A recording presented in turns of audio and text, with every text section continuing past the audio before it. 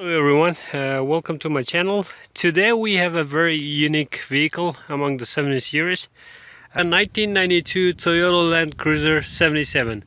The model code is HZJ77, and this model was only offered in Japanese domestic market as far as I know, so it's JDM AF, yo. Okay, let's get going. 77 is a very unique vehicle among the 70 series because it was only offered in, as I said, the Japanese domestic market. It was never seen officially in any of the markets that 70 series were really popular, like the Australian market. This one being the same generation as 75 series in Australia and all the other markets, it has leaf spring in the front and the back, so all four corners are supported by leaf springs. As such, the ride is very harsh, kind of, some might say it equals the comfort which equals to dump trucks. Some might say that's how true trucks are. So it depends on what you like, what you prefer, and how do you like your truck to be. So the rest of the body, from the front fenders backwards, it's same body as the Prado 70 series, 78 series Prado, which I also have made a video on, and the 76 series. The main difference between the 76 and Prado 78 and the Land Cruiser 77, which is this one, that I'd like to point out, is the electrical system. This one runs a 24-volt electrical system. As such, has two batteries, and everything, every lamp, every bulb on it has to be 24 volts. So when the lamp burns out, you head to the truck store. So you can pretty much say this is a truck. Other things, this one is the ZX model, which is like the fully loaded top of the lever trim package, which has this fender flares and power electric mirrors. It's got the sunroof.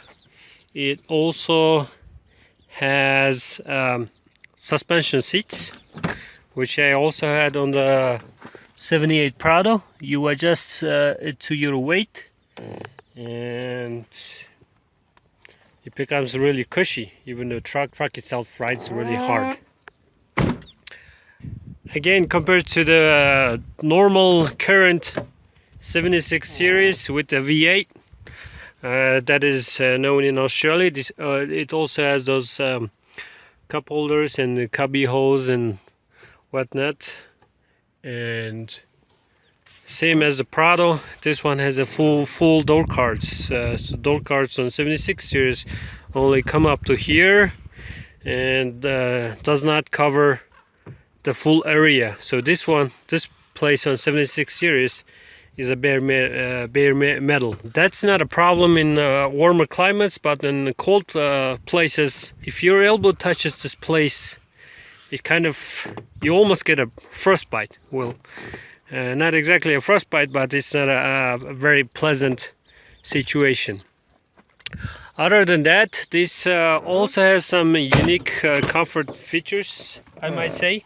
Has all the interior cards, the plastic bits covering the D-pillar. On 76 series, D-pillar is very naked, I should say. It's bare. Metal would be also showing. On this one, everything else is covered.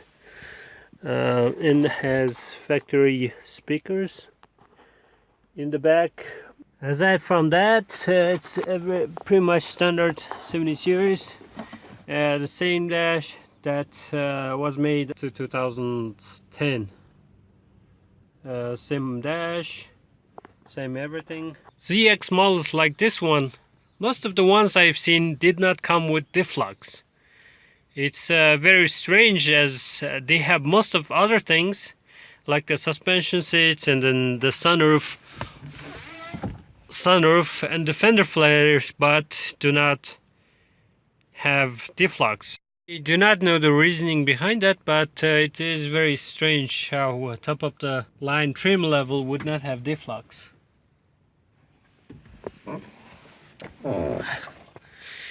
Okay,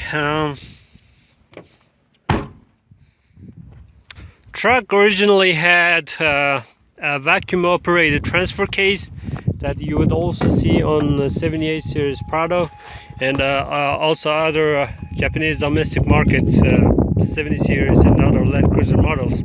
So pressing H4 would engage the transfer case, and the hub lock button would engage the hub locks. So that's how you get the four-wheel drive working. But on this one, I believe the owner has switched the transfer case, so it's everything is manual now. Aside from that, as I said before, this truck also has a power door mirrors, and I've seen in a lot of Japanese models door mirrors are manual, even on the GXL, even on the top of the line models. This is a pretty cool feature, especially when it's cold outside. You don't have to open the window and let all the heat go outside. You can just operate it like any modern car. Aside from that, okay, let's start the truck and see what's under the hood. The dash is exactly the same as in other 70 series that were made up until 2010, and I don't know if it's me or it's just the way the 24 volt system works. It starts up really fast, super fast. Okay, now we have started the truck. This truck is powered by 1.8Z 4.2 liter naturally aspirated diesel engine. It's one of Toyota's workhorses that they keep on building every year. I believe the production of this engine started in 1990 or 1989. They are till this day they are still selling 70 series with this engine. You can basically walk into the Toyota dealer and order a new 70 series, whether it's a 76, 78 or 79 with this engine. Only difference is on this engine it is coupled to H55 manual transmission. It's a 5-speed unit, and on this truck as I said, it runs a 24 volt system, so alternator and electrical system is different. As I said, it's got 2 batteries. It's the most reliable engine Toyota has ever built. It can run on any kind of diesel. It does not care the quality of the diesel like the modern diesels do.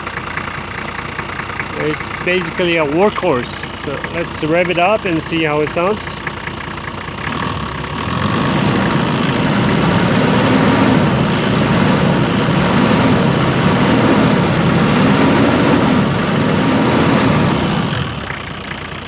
It's got a nice kick to it, which I really like a lot. Let's see under the front axle. So on 70 series, the springs hang below the axle, which in some cases can be a hindrance. The shock plates this lip spring plates, I mean, they sometimes act as a anchor when you're in the mud, or when you're just doing like rock climbing or things like that, because your pumpkin depth center is no longer the lowest hanging part of the vehicle. It is actually the U-bolt plates, so to speak. As you can see, they hang pretty low and they can be a hindrance. It's the same deal going on the back. You also have leaf springs hanging below the differential, which makes off-roading not so fun in some cases. Let's see what's in the back. In the back, it's the same deal with all the Toyota station wagons, 70 series station wagons. The big door on the back has kind of a special touch to open it. You pull the lever first, and you kind of need to nudge on this locking mechanism to make the big door open. I don't know if that's the same in most models, I mean most cars, but the ones I have owned, that was always the case. Also a little difference from the 76 series. Prado 78s and the Land Cruiser 77s all have this little storage compartment, which is very handy. On my vehicles, I use it to store heavy items such as shackles or any breaker bars or things like that I don't want just flopping around in the back. So it's a little useful storage that I've never seen on the 76s. I don't think they come with those anymore. And on 70 series, this little protection bar was standard on 77s, which is also handy. It also protects the side window from being damaged by your cargo. Other than that, it's all the same. Standard 70 series issue. And those are the factory nameplates, ZX, and it's a diesel. And there's also some Toyota sticker on it that I don't know what it says. Something in Japanese. This is a aftermarket taillights. I believe those are LED units. They look really sharp. And also one thing that I've noticed on old cruisers compared to the new ones, the metal actually feels thicker. So does the paint. On my 2012 76, the body didn't feel this much sturdy as they do in this one and my previous 78 series Prado. Other than that,